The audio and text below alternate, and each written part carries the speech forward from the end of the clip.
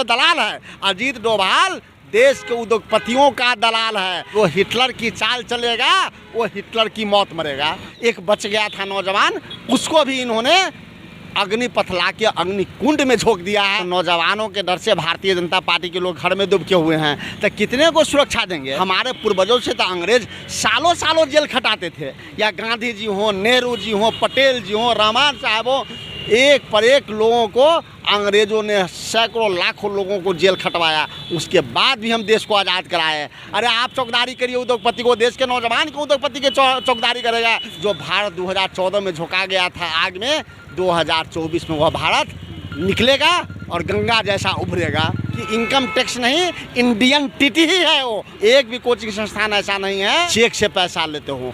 Check लेकर कोई अभिभावक जाता है तो कहता है आप कैश करा के आइए तब पैसा लेता है। उनके यहाँ इनको रेट करने की हिम्मत नहीं है। ये कांग्रेस प्रवक्ता राजेश राठौर जी हमारे साथ है। राजेश राठौर जी, पूरा देश जल रहा है, अब तो कोचिंग संस्थानों के जो टीचर हैं उन पर भी कार्रवाई की जा रही है, इनकम टैक्स का छापा मरवाया जा रहा है। क्या कहेंगे, आखिरकार भारत कहाँ जा रहा है? लॉ एंड ऑर्डर से इनकम टैक्स का कोई ताल्लुकात है, जब आप पहली बार समझ में आ रहा है कि अगर किसी कोचिंग संस्थान के संस्थापक पर भड़काऊ भाषण के आरोप में अगर आप पुलिस का रेड होता है तो एक मामला भी समझ में आता है। इनकम टैक्स का रेड कभी हमको समझ में नहीं आया कि law and order income tax के हाथ में है। तो इनकम टैक्स के इस्तेमाल करके विरोधियों को दबाने का प्रयास किया जा रहा है। हम इनकम टैक्स के अधिकारी से सीधा सवाल पूछते हैं कि आप बताइए कि बिहार में इतने कितने कोचिंग संस्थान हैं जहां आप रेड किए हैं? मैं सीधे तौर पे जानता हूं कि सैकड़ों कोचिंग संस्थान हैं जिसके संचालक, जिसके मालिक न केवल जेडीयू और भारतीय जनता पार्टी के समर्थक हैं, सीधे उनके पदाधिकारी हैं। उनके यहाँ इनको रेड करने की हिम्मत नहीं है। जो साल में करोड़ों रुपया की राजस्व की चोरी करता है और सभी पैसों को जोड़े तो हम अरबों रुपया में चला जाएगा। एक भी कोचिंग संस्थान ऐसा नहीं है जो जेडीयू और भारतीय जनता पार्टी के संरक्षण में चल रहा है जो चेक से पैसा लेते हो। चेक लेकर कोई अभिभावक जाता है तो कहता है आप कैश करा के आइए तब पैसा लेता है। ऐसे कोचिंग संस्थानों की सूची इनकम टैक्स जारी करे। अगर जारी नहीं करता है तो हम मानेंगे कि इनकम टैक्स नहीं, इंडियन टीटी ही है वो, और नरेंद्र मोदी की टीटी है जो सरकार के संरक्षण में उसका प्रवक्ता बन के सिर्फ उनके लोगों को बचाने का काम करती है और विरोधियों को परास्त करने का काम करती है। एक सवाल कि देश में पूरा माहौल ख़राब है, चारों तरफ हाहाकार मचा हुआ है, तो आखिरकार इस देश का माहौल कब ठीक होगा? कौन ठीक करेगा? अब जनता के हाथ में रह गया है, क्योंकि सरकार ने पूरा माहौल बिगाड़ दिया है।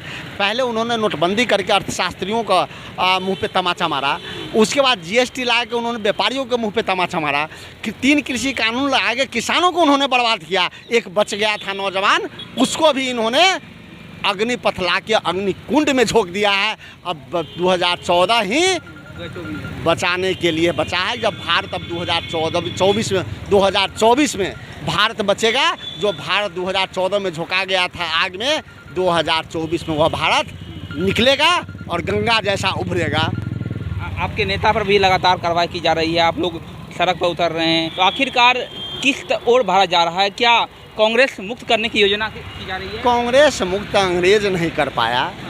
ये तब 4 दिन 5 दिन हमारे नेता से पूछताछ किए हैं। हमारे पूर्वजों से तो अंग्रेज सालों सालों जेल खटाते थे, या गांधी जी हों, नेहरू जी हों, पटेल जी हों, रहमान साहब हों, एक पर एक लोगों को अंग्रेजों ने सैकड़ों लाखों लोगों को जेल खटवाया। उसके बाद भी हम देश को आज़ाद कराए। आज राहुल गांधी के नेतृत्व में संपूर्ण भारत है, चाहे लाख जेल भेजे, लाख पूछताछ करे, सच को आँच क्या आने वाले समय में भारत को पुनः इस आज़ादी की ज़रूरत है। जिस प्रकार से संविधान को भारतीय जनता पार्टी दरकिनार करके संविधान को जला करके और लोकतंत्र को खत्म करने का प्रयास कर रही है, इसीलिए कल हमारे एक मुहावरा कहे थे सुबोधकांत साहा ने, जो हिटलर की चाल चलेगा वो हिटलर की मौत मरेगा। अंतिम सवाल कि नीतीश जी के पुलिस पर बीजेपी के नेताओं को भरोसा नहीं रहा है। 12 बीजेपी नेताओं को वायु श्रेणी की सुरक्षा दी गई है, तो आखिरकार उनको सुरक्षा देने की जरूरत कैसे पड़ी? आप देखे होइएगा, जब कृषि कानून आया था तो भारतीय जनता पार्टी के नेता, विधायक, एमपी, कार्यकर्ता कोई हरियाणा पंजाब में घूम नहीं पा रहे थे। आज अग्निपथ योजना आया तो नौजवानों के डर से भारतीय जनता पार्टी के लोग घर में दुबके हुए हैं, तो कितने को सुरक्षा देंगे? हम चाहते हैं कि प्रधानमंत्री जी आएँ, देश के नौजवानों से माफ़ी मांगे और अग्निपथ योजना वापस ले। जो पुराना सेना की बहाली थी उस बहाली को रहने दें।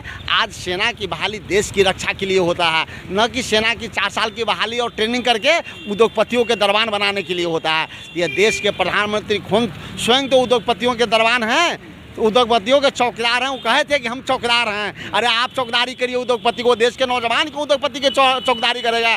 देश के नौजवान अगर चौकीदारी करेगा तो भारत का करेगा। अजीत डोभाल ने तो कह दिया कि वापस नहीं होगा योजना। अजीत डोभाल देश के प्रधानमंत्री है कि राष्ट्रपति है देश के, उसका बात चलेगा? वो तो दलाल है। अजीत डोभाल देश के उद्योगपतियों का दलाल है। और उन्हीं के राय से प्रधानमंत्री जी और अमित शाह जी नौजवानों को अग्निकुंड में झोंकने का प्रयास कर रहे हैं।